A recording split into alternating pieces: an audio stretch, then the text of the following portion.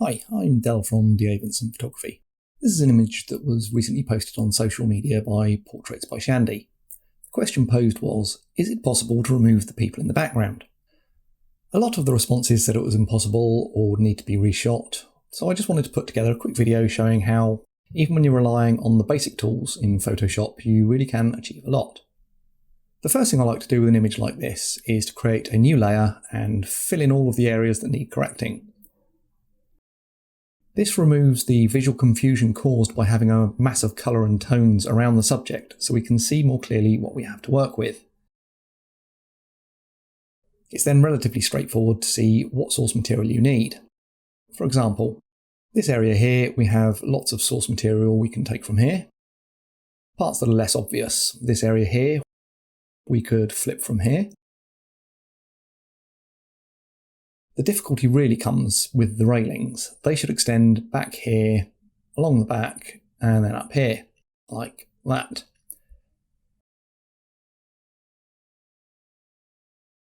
In reality, we've only got this area here as a source, and that has a horrible shadow there. There's a little bit over here, but that's next to no use at all, apart from giving us a bit of visual information there. For the most part, that's no good either. So by far the most difficult part is getting all the railings in there. And there. So how do we get started? I'll just revert back to the original. The first step I'm going to do is make a selection of the figure. I'm just going to duplicate the background with Ctrl or Command J, go to Select, Subject. As you can see, that's done quite a remarkable job immediately. If we just turn the guides back on, we can see that the only areas that really matter are around her arms and waist, but it's best to keep the subject whole anyway. There are a couple of bits here on the arm that have been missed. And here on the underarm. And the same with the other underarm.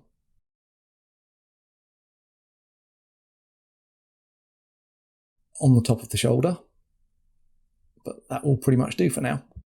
If this was a piece of client work and in high resolution, I would then use the Select and Mask tool to refine the edges. But for what we're doing today, that really isn't needed, and there are so many tutorials available already out there for that. From that, I'm now just going to create a layer mask and invert it. If we turn off the original image, you can see we've now got the background completely separate from the subject. I'm going to jump straight in with tackling these railings. They are by far the most difficult part of this task, and without them it won't succeed, so we might as well get it out of the way. I'm going to be using the vanishing point filter to achieve this, but I need to do a bit of prep work first. So I'll add a new layer and just add some guides to clarify where things are. So the back of the boardwalk is there. Front edge of the railing is just there. Looking at this back pillar, we can see the back edge will be there.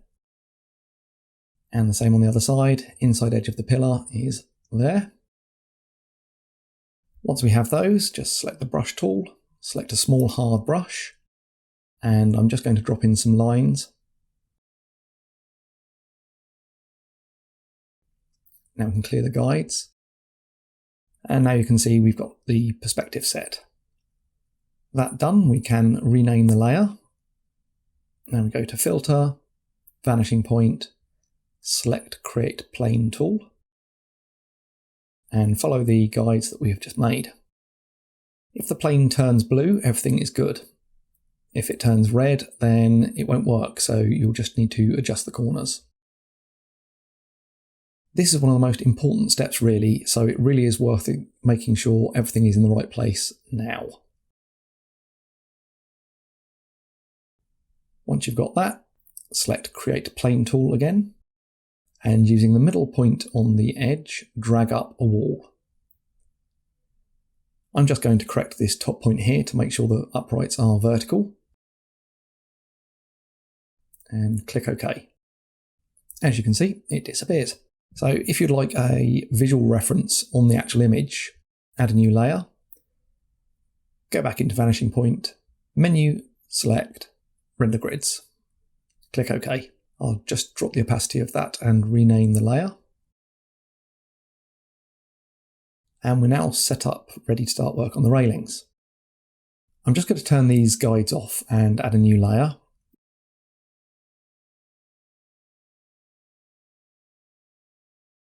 This is going to be the really tedious bit. I'm going to be using the clone stamp set to current and below and aligned. And I'm using the vanishing point as a guide, turning it on and off as needed. Starting with the line at the bottom, there's a shadow here which is going to cause problems. Use Alt or Option click, move it down along the perspective and clone out the shadow. Once you've got a clean edge, change direction and start running it back the other way. Don't try to produce too much at a time, work slowly. You can see that bottom edge goes slightly downwards, so I just need to reselect my source point and straighten it up a bit. Now starting at the top. It doesn't have to be perfect yet, but it's good to make sure you've got more pixels than you need. The last thing that you want to be doing is going back to this stage to redo it later. So I'm just continuously reselecting the source point to avoid creating too many pattern repeats.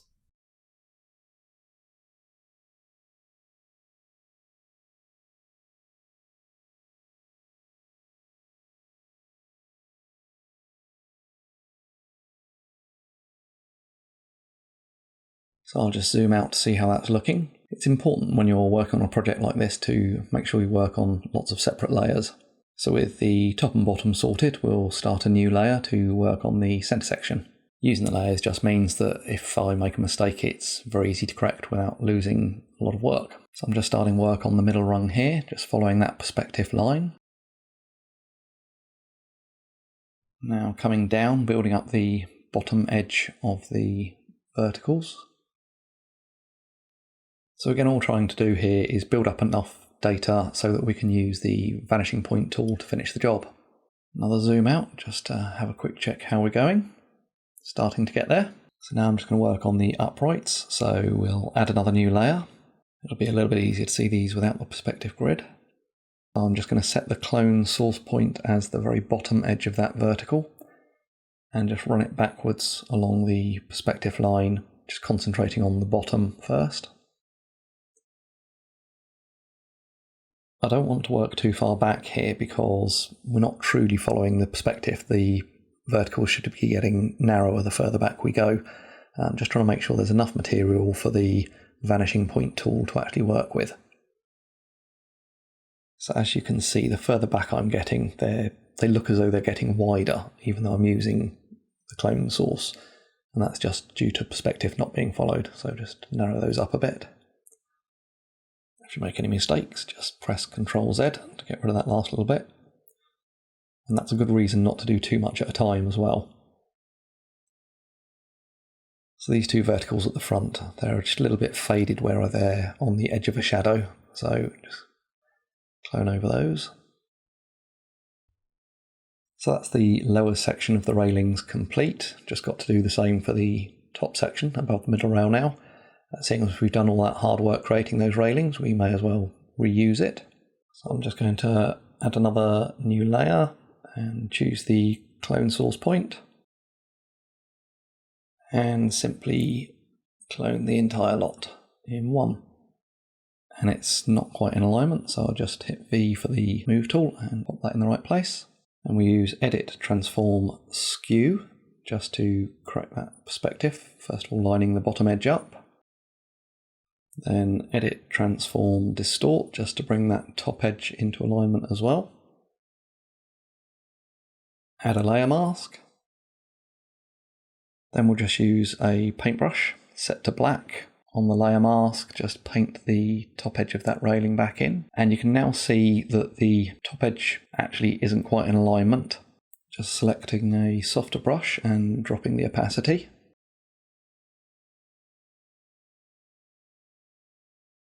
Now do the same on the middle rung. We now just look through our layers. This is why you should always name layers. Find its layer 2 with the piece of the top rail that's going uphill a bit on it.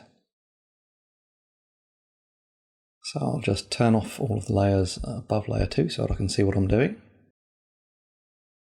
Now I'm just going to add another layer in and rework that top edge a touch.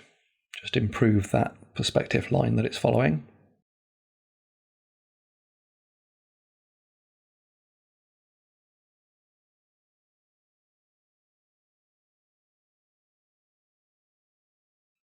Now I'll just flick the other layers back on so that I can see what the total effect looks like. And then just continue using that brush tool just to fine tune the mask. Just till I'm happy with that. Zoom out again just to check how we're doing. That's looking pretty good. It's a little bit dark just on that side of the railing. So on the layer mask, just use a lower opacity and we can bring a bit more of that top rail back. Once we bring it back, you can see that there isn't quite enough information on that lower level. So we'll just go back to layer 6 with a bit more clone work, just extend that down, dropping more in. Turn the layers back on.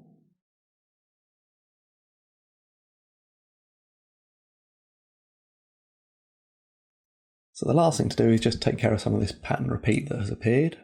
And that I'm going to do very simply by creating a new layer. Use the patch tool. Make sure it's on content aware. Make sure sample layers is ticked. And then just select an area and drag it off into this blank area here. As long as you choose an area that's got a similar sort of noise level, then you'll find that pattern repeat just disappears. It's just a few along this front edge of this rail as well. So just keep repeating the same process along those.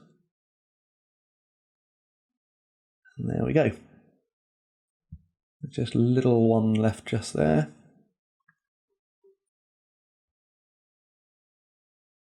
So it's time now to crack on with the vanishing point. So we'll create a new layer, go filter vanishing point, zoom in. Now normally I would use the marquee tool in here and just drag it back. However, for some reason it doesn't work when I've got the screen recorder running, so I'm going to have to use the clone stamp instead. So I'm just going to Alt-click to set the source point as usual and run that railing all the way back until it's just covering her dress.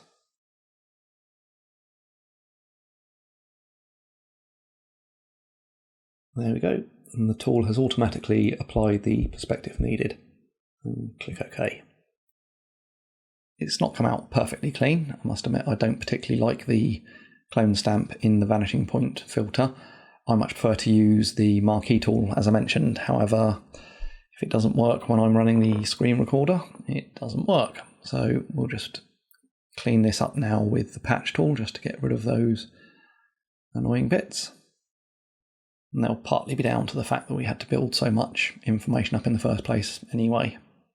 And I've just noticed it's missed a little bit just there, so I'm just going to use the clone stamp again with a very small brush and just fill in those little bits. So if we zoom out, we have our first railing.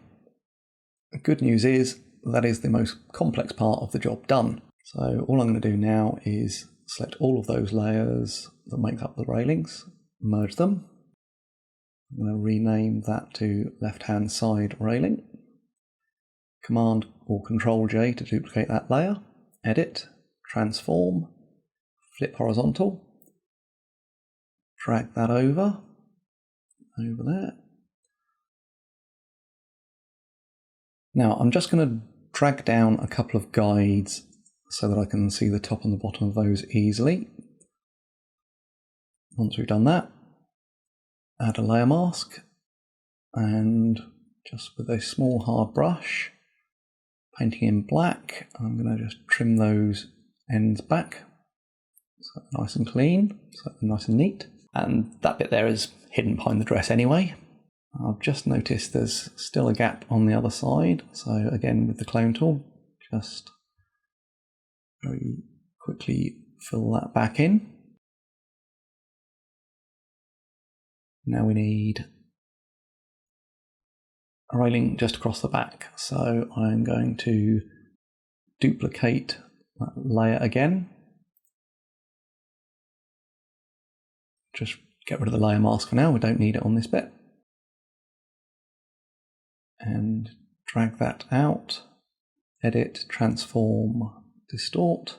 And I'm just going to use those guidelines that we put in just to transform that section until it fits in like that. I'll tweak.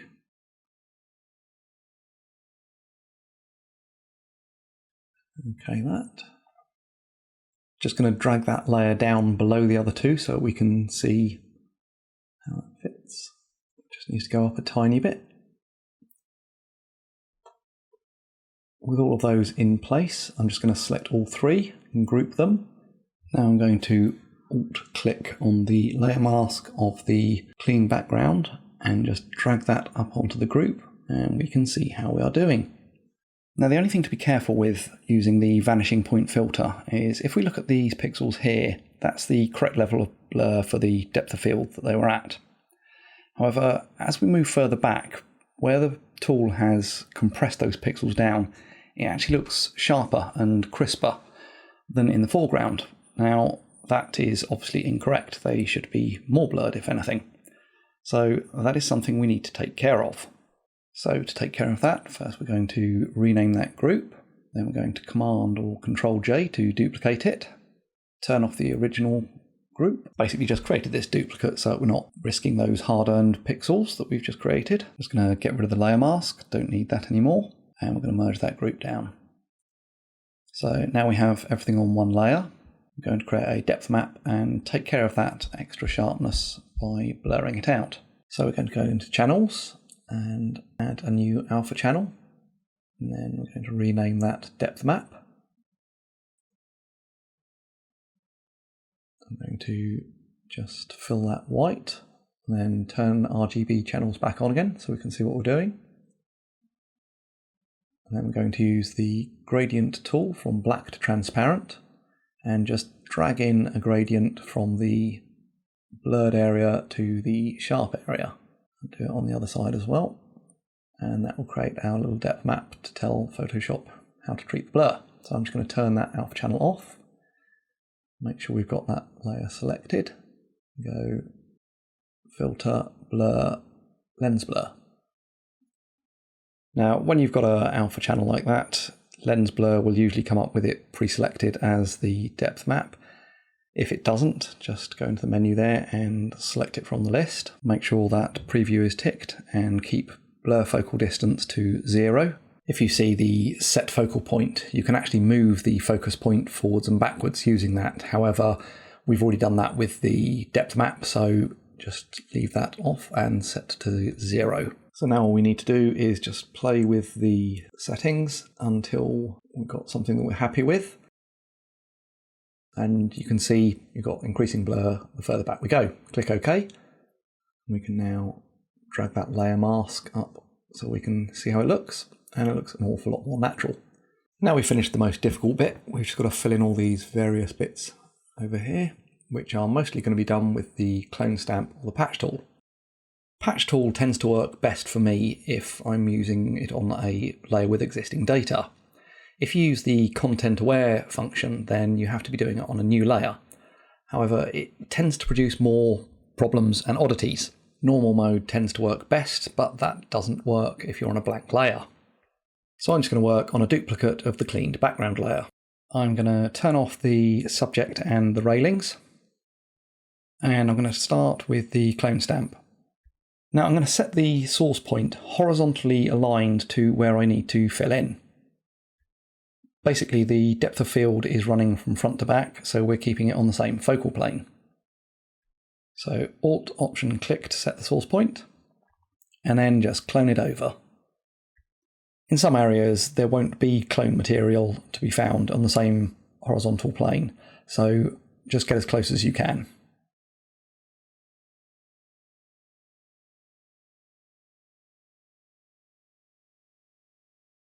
On larger areas, I'll break it down first with the clone stamp, and then just switch to the patch tool to get rid of the centre area.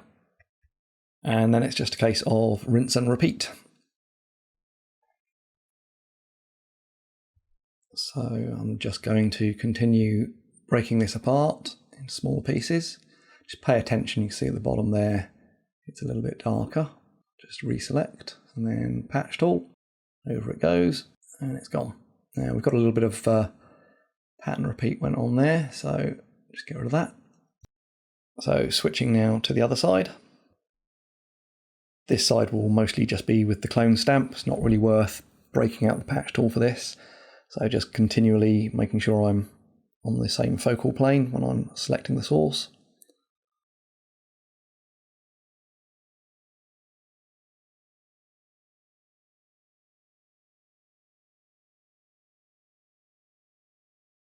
Here's another area where there is no source material on the same focal plane, so we're just going to get as close as we can. Just expand this bit first.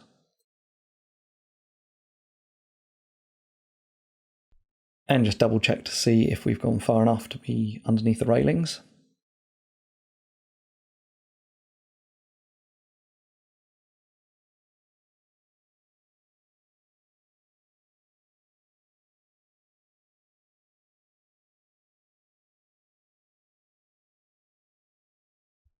Again, no source material here, but we're so far into the blurred section of the depth of field that we're just going to chop a chunk off. Split that section in half, and just with the patch tool, drag it down to the closest area we've got.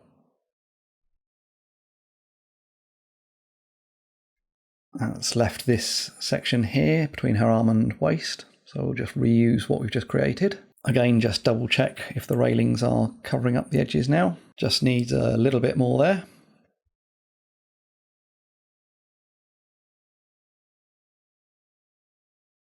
Now that's all cleaned up, we can see along the bottom edge of the railings, there's a bit of extra source material from the vanishing point filter. Could have got around that if I'd turned off all of the other layers, but you wouldn't have been able to see what I was doing. So we're just going to take care of that in a moment. But first I'm just going to do a bit of housekeeping. So I'm going to select all of the layers that are to do with this cleanup and create a group. Rename that group cleanup. Then I'm just going to drag the layer mask up onto the top of that group and delete the ones on layers contained within it. So now we can quickly flick between the two and see how our progress is going. So just to take care of those bits on the railings layer, I'm going to add a layer mask, and with a soft black brush, just paint over those.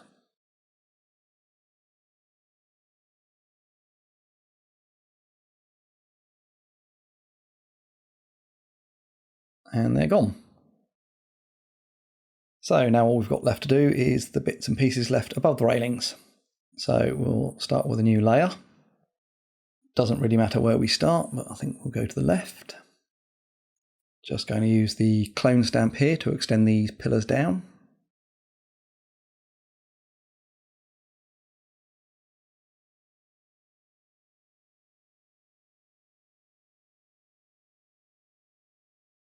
And again, I can reuse some of that work to clean up the front pillar.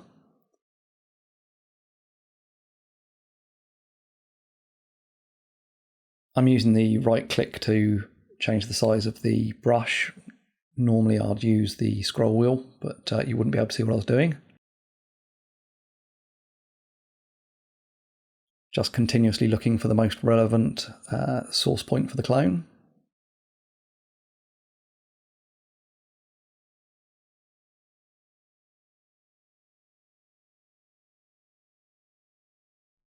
And again, we're just going to use one pillar to help recreate the other.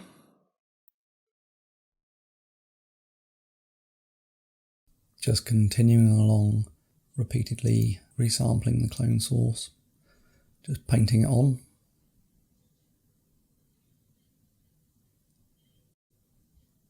Every time you see the little Alt symbol appear beside the cursor, that's when I've resampled from a new point.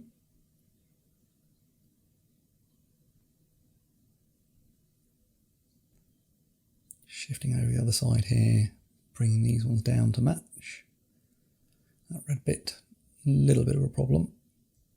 You don't generally want to clone from too close a point because that just really always ends up with a pattern repeat. And if you haven't got much material, you're pretty much guaranteed to end up with a pattern repeat. But if you can't avoid it, you can't avoid it. Just get the extra material down first and then worry about the pattern repeat afterwards. Just have a look how that looks. That's quite good. Not an awful lot of information to use to fill these particular bits in here, so just going to have to go very small and just do it a little bit at a time. It will end up with some pattern repeat, but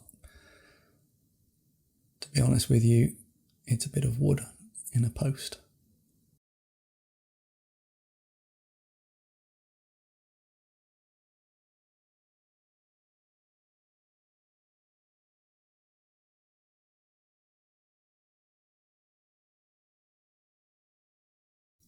So going back over this side to tackle that red bit now. Again, very little material of the right colour or anything really, so it's going to have to be another close one.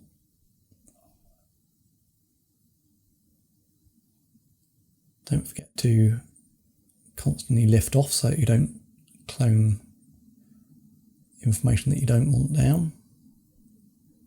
I'm just going to go over the other side and use that post there as the source material for this repair here. It's a good starting point. Just heal that top of the background in. So I'm just going to clean up a bit more between these posts here, stretch that out a bit, and use that to repair underneath the arm, like so.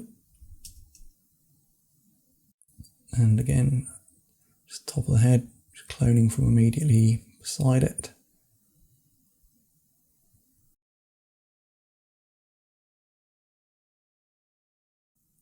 So I'm just going to use a very low opacity now just to rework the edges of the pillar. It's very faint, it's so out of focus and in the distance that you can't see an awful lot, so just allow some more of that colour from the background trees to shine through, like that.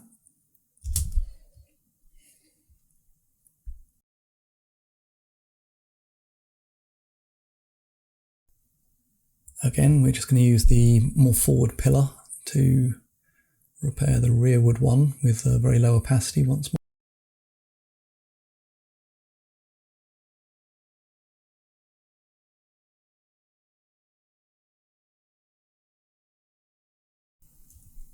And then increase the opacity back up again just to get the bit filled in the middle.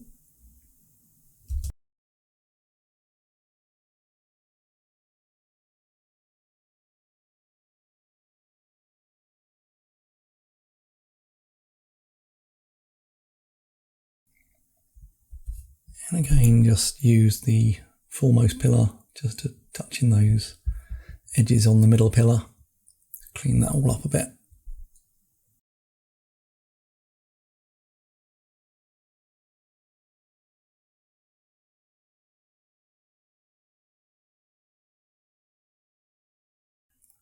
So I'm just going to now complete in the waterline under our arm here, which we'll take from between the pillars.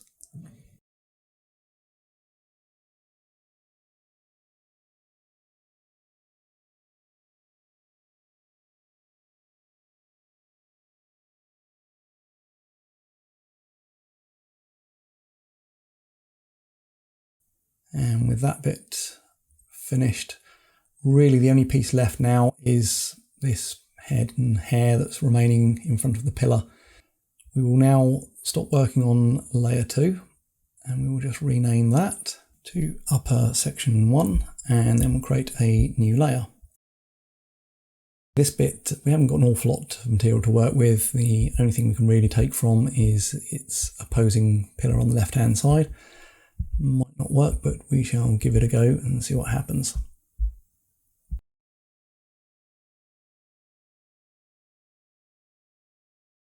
It's quite a tricky bit because there's not an awful lot to work with there.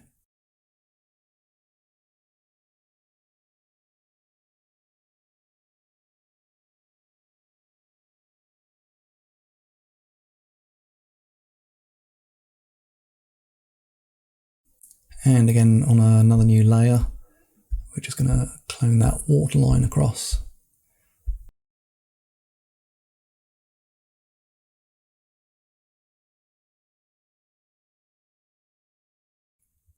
And that's the bulk of the hard work done. Pretty much everything gone, just needs refining. So what's next? We are going to first rename those two layers, upper section 2 and waterline fill. So let's start with upper section 1. First thing, obviously all of this is just randomly stacked on top. So we're going to add a layer mask, get a paintbrush, reasonably large and soft, and we're going to start with a low opacity to just knock that back.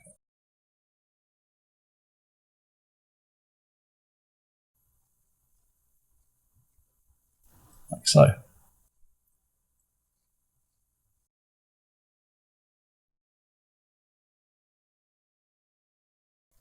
And it's when you're doing something like this that you realise you've got a bit messing, but we'll leave that for now. Okay, so that's immediately a bit more believable. And I have just noticed a small mistake. We've got the waterline going fairly consistently, apart from in there, it's a bit high. So I'm just going to bring that down. So now the next problem is this set of railings have the sun shining onto them. This set of railings should be in shade, but we've used the same set flipped. We are going to create a curves adjustment layer, drop it down and clip it to the railings layer.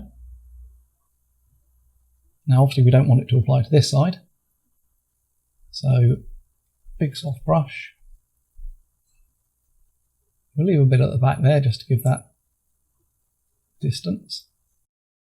Now also this is a little bit strong in saturation for being in the shade, so same thing again, hue saturation layer, drop the saturation down, clip it to the railings layer and remove it off that side. Instantly looks an awful lot better.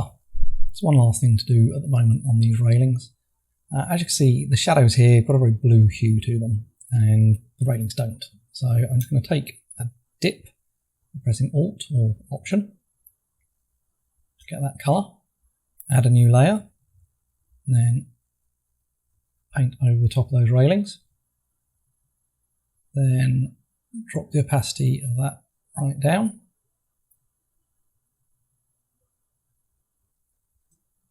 Clip it to the railings layer. Double click. And the underlying layer, we've just lost the glow that's coming through. So we drag this down until we see the glow coming through there.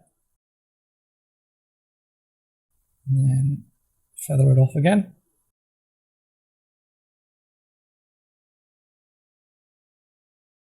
Makes a big difference. Now I'm just going to adjust the top of this pillar. It's a little bit stark, so add a layer mask. Nice low opacity brush. Just blend a little bit of the original back in. Something I mentioned right at the very beginning. If we go back to the original, there's this little shadow being cast by this pillar. So we can apply the same thing.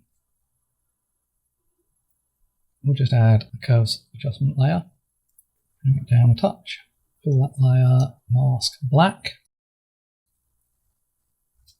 And what we're going to do, put it roughly 90 degrees out, paint with white, low opacity, and we're just going to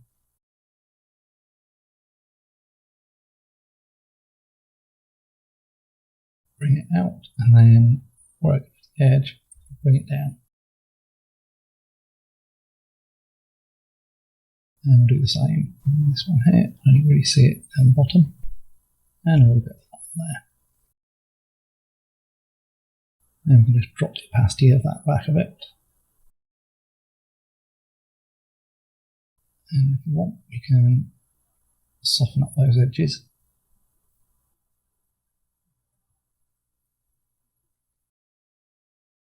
On the same basis, apparently these holes in the railings here don't allow you to see the post behind, which is obviously not good. So we'll just take care of that. New layer and just clone in roughly over the top. So, and the same here. And then use the blending modes, underlying layer, and just see where that starts to clip out there. Press the Option or Alt key and spread it out.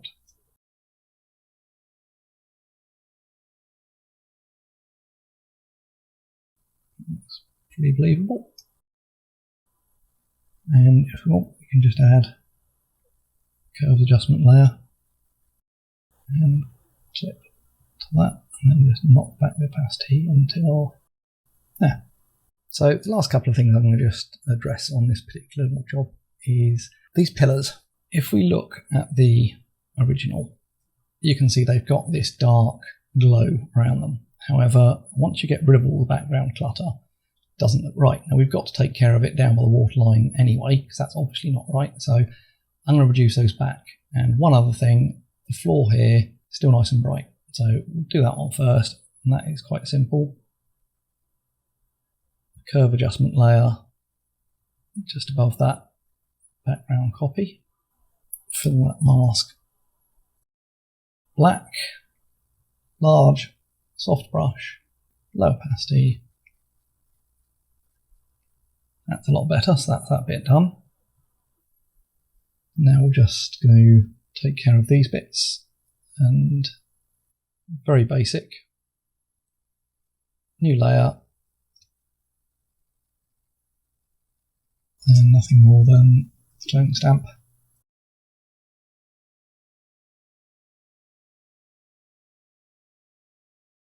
Just to knock back that harsh glow.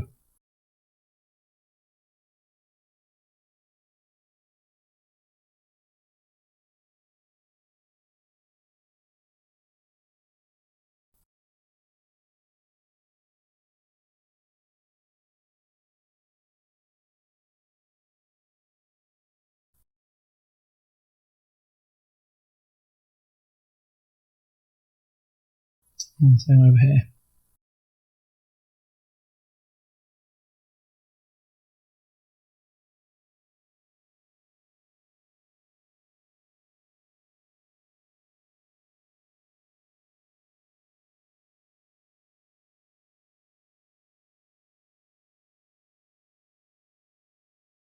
Again, we can reuse that bit of work.